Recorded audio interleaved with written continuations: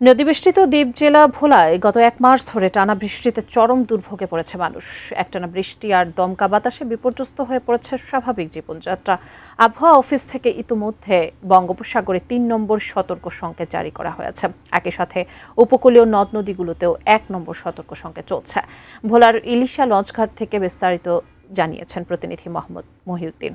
নদীবেষ্টিত দ্বীপ জেলা ভোলায় গত এক মাস ধরে টানা বৃষ্টির কারণে চরম দুর্ভোগে পড়েছেন এ জেলার কয়েক লাখ মানুষ। একটানা বৃষ্টি আর দমকা বাতাসে বিপর্যয় হয়ে পড়েছে স্বাভাবিক জীবনযাত্রা।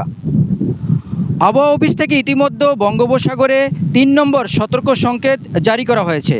একই সাথে উপকূলীয় নদ নদীগুলোতেও কিন্তু ১ নম্বর সতর্ক সংকেত চলছে।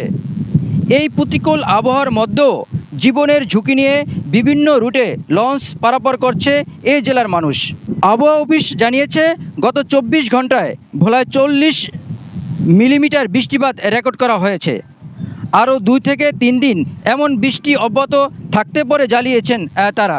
নদী পাড়ের মানুষ আতঙ্কে আছে জোয়ারের পানি নিয়ে। জেলে ভাইরা কিন্তু নির্বিঘ্নে মাছ শিকারে যেতে পারছেন না নদ নদীতে।